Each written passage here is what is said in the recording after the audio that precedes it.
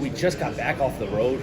I haven't even really had a chance to work out with my guys yet. This morning was the first time kind of being back around them, so I can't kind of tell you.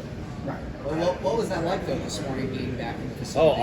awesome. I got one in this morning bright and early, and Sam and Bennett were in that first group.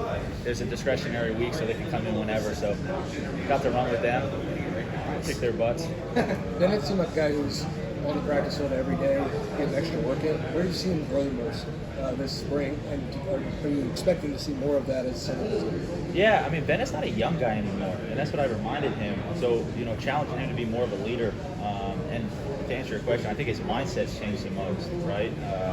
It's not just, going through the motions. He's so intentional now and understanding the offense, all across the board. I think the mindset has kind of changed with him. He's growing up. I'm so proud of him. It's not like a set depth chart by any means, and you're not going to do that at all. But like the pecking order seems from the outside to be pretty clear. When you have like a few returning veterans like Joe and G and Cade, how do you kind of keep those younger guys, working, knowing, hey, if you keep working, your time's going to come? Yeah, I mean, I think they came to Ohio State knowing that everyone's a competitor. Everyone came here to be a first rounder and whatnot. I don't think there's any waiting your time. I don't ever want to coach someone who's patient, right? So I hope they're all hungry to get on the field right now. I mean, Kate could be sitting right here, and I tell Pat Gerd or Jace or Jelani, hey, go take his job. That's why we're at Ohio State. So I won't tell him to be patient. But to answer your question, when you're surrounded by elite people every day, it's pretty hard not to be hungry, right?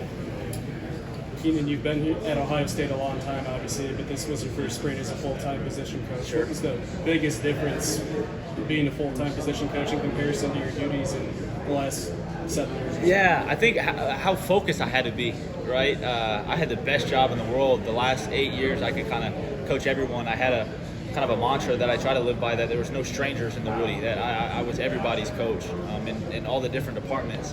This spring, I had 8 guys that's I was laser focused on, so I didn't really spend much time with anybody else other than those 8 guys.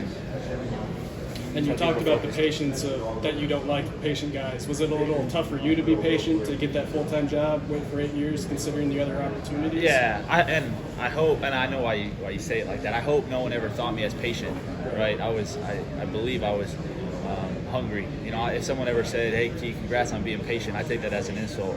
I don't think anything about it was patient. I think I was actually working harder behind the scenes. It just took a little bit longer.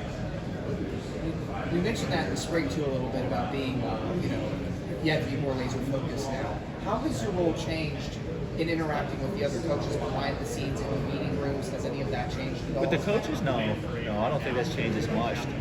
Maybe I talk a little bit more smack to Coach Eliano or maybe Coach Knowles, but no, I don't think it changed much. What's this been like?